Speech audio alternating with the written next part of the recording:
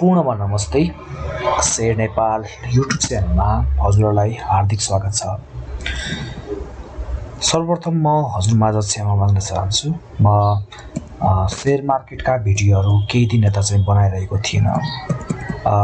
मेरो व्यक्तिगत केही काम थियो, त्यो कामले गर्दा म धेरै ट्राभल गर्नु पर्यो। त्यसर्थ मैले युट्युब च्यानललाई चाहिँ ध्यान दिन पाइनँ र यो मेरो एकदम ठुलो गल्ती हो। हजुरमाझ जुन सेवा गर्ने मौका पाइनँ मैले, कारणवश त्यस्तो भयो हैन। त्यसकारण म हजुरमाझ क्षमा माग्न चाहन्छु। अब ढिला नगरिकन भिडियोतर्फ लागौँ। मैले आइपिओ सम्बन्धीको भिडियो ल्याएर आएको छु आज। यो जुन आइपिओको हामी कुरा गर्नेछौँ, त्यो आइपिओ अप्पर हेवा खोला हाइड्रोपावर रहेको छ, जुन अहिले हजुरहरूले आइपिओ कतिजनाले चाहिँ भरिसक्नु भएको छ होला, कतिजना चाहिँ पर्खाइमा हुनुहुन्छ होला। यो कम्पनीको हामी डिटेलमा कुरा गर्नेछौँ। यो कम्पनीको परिचयमा केही परिचय हेर्नेछौँ, कम्पनीको उद्देश्यहरू हेर्नेछौँ, सञ्चालक समितिमा कस्ता व्यक्ति रहेका छन्, को छन्, उहाँहरूको लगानी कति छ हैन, अनि रेटिङ कस्तो पाइरहेको छ, वित्तीय अनुपात रेसियोहरू, फाइनान्सियल रेसियोहरू कस्ता रहेका छन् हैन, र अनि यो वित्तीय विश्लेषण गर्नेछौँ। हामीले चाहिँ आइपिओ त अब लगभग भरे हुन्छ हैन, तर कम्पनी चाहिँ लङ टाइम होल्ड गर्ने, सर्ट टाइममा फाल्ने, के गर्ने भन्ने कुरा चाहिँ यस्ता कुराहरू चाहिँ हेर्नुपर्ने हुन्छ। ती कुराहरूमा चाहिँ आज हामी छलफल गर्नेछौँ। कम्पनीको साधारण चाहिँ यहाँ रहेको छ हैन। अप्पर हेवा Khola hydro power company limited 15 lakh किता चाहिँ रहेको छ। सहयोग उधारले 2022-7-8 मा देखि खुल्यो। 7-12 सम्म भर्न सक्छौँ हामी। यदि यो डेटभित्र चाहेको जति हैन, कम्पनीले चाहे जति आवेदन परेन भने चाहिँ 7-22 सम्म चाहिँ जान्छ। त्यो चाहिँ सम्भव छैन है त, ओभर सब्सक्राइब यसैमा हुन्छ। क्यापिटल यसको चाहिँ इस्यु म्यानेजर चाहिँ एनएमबी क्यापिटल रहेको छ। अब यसको हामी कम्पनीको परिचय हेरौँ। त्यो मैले साधारण देखाएको थिएँ अगाडि, यसमा अलि डिटेलमा जाउँ। नेपालमा रहेको अपार जल स्रोतको उपयोग गरी जलविद्युत आयोजनाको परिचालन पहिचान गरी सम्भाव्यता अध्ययन, निर्माण र सञ्चालन सम्बन्ध गर्ने अभिप्रायले चाहिँ निजी क्षेत्रका उद्यमी मिलेर चाहिँ 2068 फागुन 30 गते प्राइभेट कम्पनीको रूपमा चाहिँ यो कम्पनी दर्ता गरेका थिए र त्यसपछि चाहिँ 2075 जेठ 23 गते चाहिँ पब्लिक कम्पनीमा चाहिँ परिणत गरे यो कम्पनीलाई, जुन नेपाल सरकार ऊर्जा तथा सिँचाइ मन्त्रालयबाट विद्युत उत्पादनको चाहिँ अनुमति प्राप्त गरेको थियो है। र कम्पनी चाहिँ अहिले प्रदेश नम्बर 1 अन्तर्गत रहेको शङ्खुसभा जिल्लाको 5खपनमा रहेको छ। 5खपन र चैनपुर नगरपालिका बीच भएर बग्ने एउटा यो खोला हो, हेवा खोला, जसमा चाहिँ 8.5 मेगावाट क्षमताको चाहिँ अप्पर हेवा खोला साना जलविद्युत आयोजनाको चाहिँ 98% काम सफल भइसकेको छ हैन। र व्यापारिक उत्पादन सुरु गरी चाहिँ विद्युत प्राधिकरण छ हैन। विद्युत प्राधिकरणले चाहिँ 3 केबी विद्युत प्राधिकरणको 33 केबी प्रसारण लाइनमा चाहिँ जोड्ने कार्य पनि सम्पन्न भइसकेको छ। अब यो कम्पनीको नाम भनिहालेँ हैन, अप्पर हेवा खोला स्मल हाइड्रो पावर रहेको छ। लोकेसन शङ्खुसभा, रिभर सोर्स यो खोला नै रह्यो, यो खोला रह्यो हेवा खोला।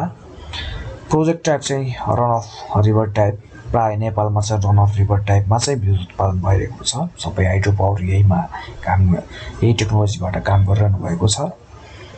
72 अब डेट चाहिँ इस्यु लाइसेन्सको डेट चाहिँ 72 वैशाख 15 गतेदेखि लिएर 2021 7 वैशाख 14 सम्म रहेको छ।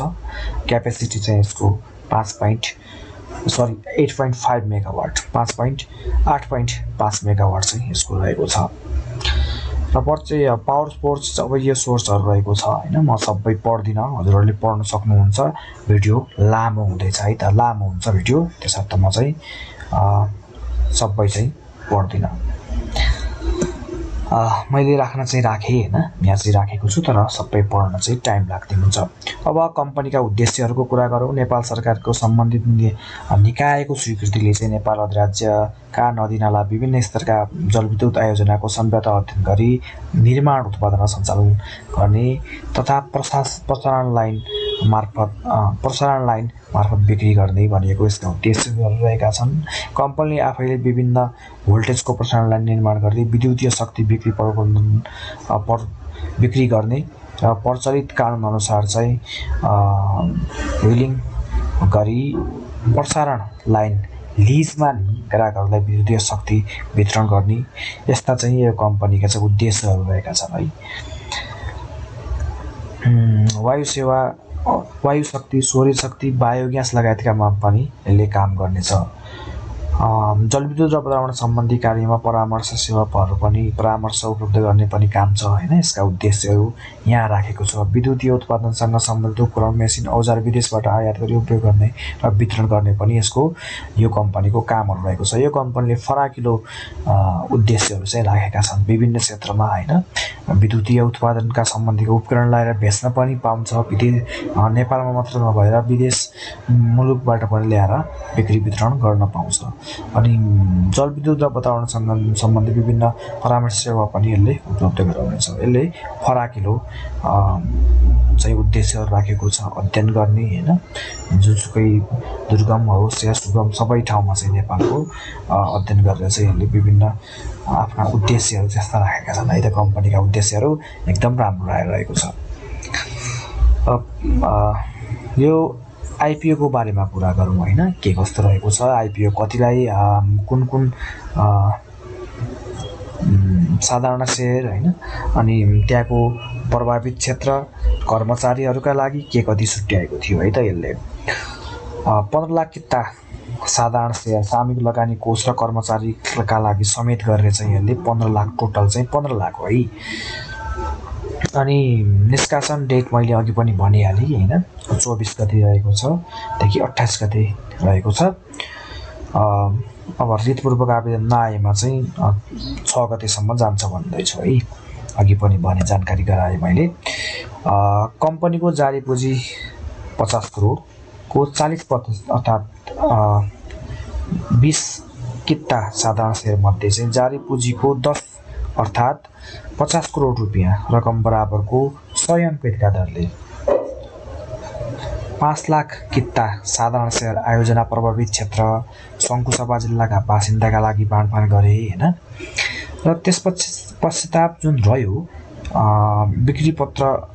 विवरण पत्र मार्फत सर्वसाधारणका लागि चाहिँ जारी पुँजीको 30% अर्थात्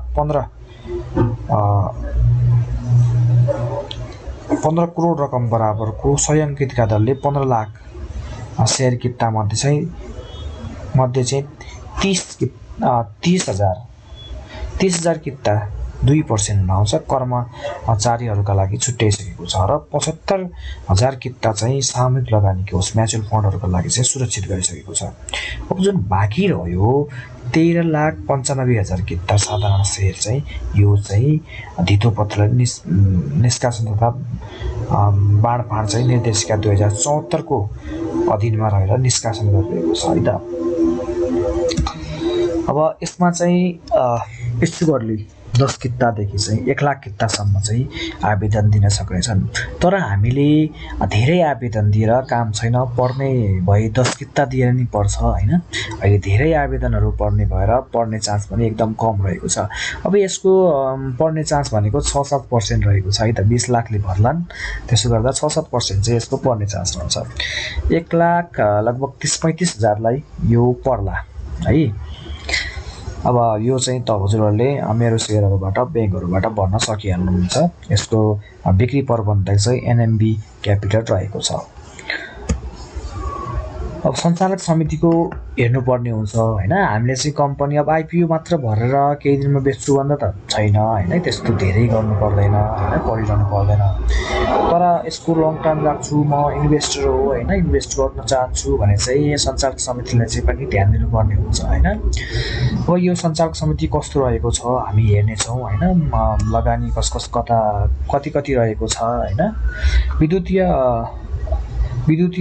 विद्युत बैङ्क वित्तीय क्षेत्र एवं व्यापार व्यवसायको साथै व्यवस्थापन क्षेत्रमा लामो समयदेखि दखल भएका प्रतिष्ठित व्यक्तिहरू एकसाथ भई परिवर्तन गरेको यस कम्पनीको सञ्चालक समितिको अध्यक्षतामा श्री केशव बहादुर राईमाझीजी रहनुभएको छ र उहाँ सँगसँगै 6 जनाको टिम चाहिँ रहेको छ है त। स्नातकसम्म अध्ययन गरेर राईमाझीसँग चाहिँ उद्योग व्यापार तथा जलविद्युत उत्पादनको क्षेत्रमा अनि 14 वर्षको अनुभव रहेको छ है। अनुभव चाहिँ उहाँसँग राम्रो रहेको छ भने तत्कालीन जनता ब्याङ्क नेपाल लिमिटेडका सञ्चालक समितिमा रही चाहिँ कार्य गरेको अनुभव समेत रहेको छ उहाँसँग। र यस्तै कम्पनीको व्यवस्थापनको जिम्मा प्रबन्धक सञ्चालक श्री डेढराज खड्काले 2072 कार्तिक 9 गतेदेखि चाहिँ सम्हाल्दै आएका छन्। स्नातकसम्म अध्ययन गरेर खड्कासँग चाहिँ 24 वर्ष विद्युतीय क्षेत्रमा चाहिँ काम गरेको अनुभव रहेको छ है त। यहाँ चाहिँ अनुभवी सञ्चालक समिति चाहिँ एकदम अनुभवी हुनुहुन्छ भन्न सकिन्छ। उहाँहरूसँग चाहिँ विद्युतीय सम्बन्धी नै 24 वर्षको ज्ञान रहेको छ हैन। त्यो जर्नी चाहिँ उहाँहरूले 24 वर्षको गर्नुभएको छ भने एकजनाले चाहिँ 14 वर्षको गर्न सक्नुभएको छ। उहाँहरूको अनुभव चाहिँ राम्रो रहेको छ। अब लगानीको कुरा गर्ने हो भने 40% चाहिँ उहाँहरूको लगानी रहेको छ अनि 60% चाहिँ जेनरलको रहेको छ। र यहाँ लगानी हेर्न सक्छौँ हैन।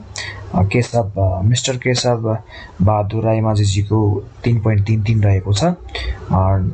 डेढराज खड्काजीको 3.33 रहेको छ म्यानेजर डाइरेक्टर।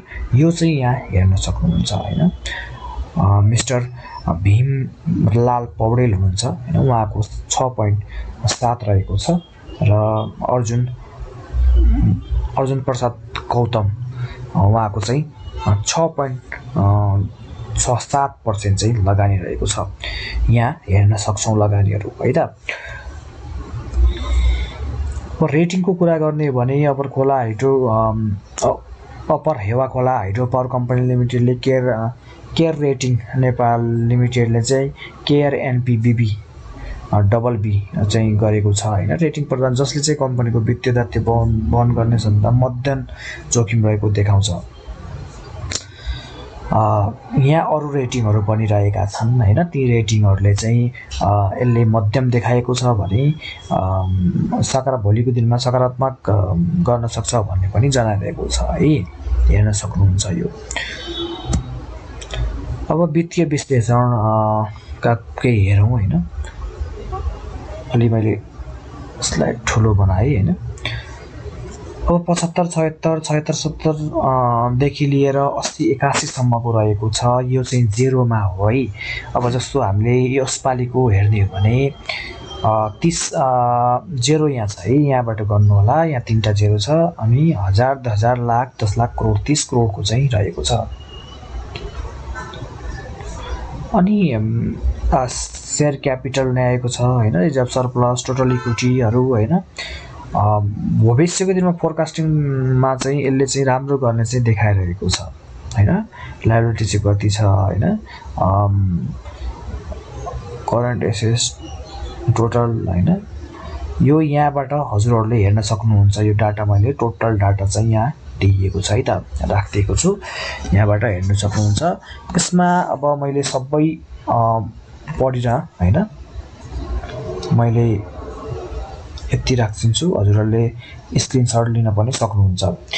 यसको समग्रमा हेर्दा चाहिँ कम्पनीले भविष्यमा चाहिँ राम्रै प्रगति गर्ने चाहिँ देखिन्छ हैन। तत्काल त बजार एकदम गिरेको छ। यो बजारमा चाहिँ रेट नपाउला। भविष्यमा चाहिँ यो कम्पनीले राम्रै गर्नेछ भन्ने चाहिँ आश लिएको छ है त। अनि रेसियोहरू हेर्न सक्छौँ हैन हामी हैन। EPS हेर्न सक्छौँ, क्यास फ्लो हैन। अहिले चाहिँ अब रहेको छैन हैन। अर्को वर्ष चाहिँ 78 मा चाहिँ 18 देखाएको छ, माइनसमा रहनेछ केही चाहिँ अर्निङ पर शेयर चाहिँ हैन। त्यसपछि चाहिँ 79 80 मा चाहिँ यो 12 मा जानेछ। विद्युत उत्पादन गर्न त सुरु गरिसकेको छ हैन, तर आफ्नो अब हरेक कुराहरू हुन्छ कम्पनीको हैन। त्यसपछि चाहिँ यो 69 बाट चाहिँ 12 मा जाने चाहिँ देखाइएको छ। यो सबै कुराहरू हेर्दा चाहिँ यहाँसम्म जाने यो जुन देखाइएको छ यहाँ चाहिँ सजिलै पुग्छ भन्ने चाहिँ अनुमान चाहिँ मैले लिएको छु।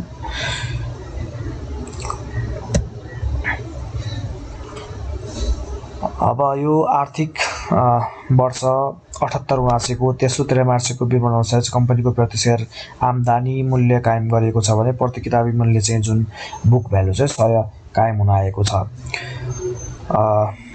यो अब भिडियो धेरै लामो भइसक्यो हैन, बोरिङ हुन्छ। यसको डिटेलमा चाहिँ धेरै कुराहरू छन चाहिँ यो समग्रमा चाहिँ त्यो मैले माथि जुन राखेको छु हैन, यति हेर्दा चाहिँ पुग्छ। ढुक्क साथले आइपिओ भर्नु होला हैन, तर 10 किता भन्दा चाहिँ धेरै आवेदन नदिनु होला। पर्ने चान्स चाहिँ एकदम कम रहेको छ, 6-7% लगभग रहेको छ हैन। 20,000 ले दियो भने त्यसर्थ नदिनु होला। अब यसमा अरु कुराहरू पनि छन्। यदि यो यसपछि जब लिस्टिङ हुन्छ हैन, कम्पनी नेप्सेमा लिस्टिङ भएपछि म यसको डिटेल भिडियो बनाउने छु। त्यसपछि यो सम्पूर्ण इन्डिकेटरहरू सरप्लसहरू हैन, यिनीहरूको बारेमा म डिटेल कुरा चाहिँ गर्नेछु पछि हैन। अहिले चाहिँ भिडियो धेरै लामो हुन्छ र बोरिङ हुन्छ। अहिले पढ्नु भन्दा पहिल्यै कतिजनालाई के लाग्छ भने आइपिओ पढ्नु कता यत्रो चाहिँ यहाँ चाहिँ किन हेरिरहनु भन्ने हुन सक्छ हैन, बोरिङ हुन्छ। त्यही भएर मैले भिडियो यही चाहिँ समाप्त गर्दै छु है त। यति भन्दै आजको भिडियो यही सिद्ध्याउँछु। अर्को भिडियो ल्याएर आउने छु। तबसम्मका लागि बिदा दिनु होला। हवस् त, धन्यवाद, नमस्ते।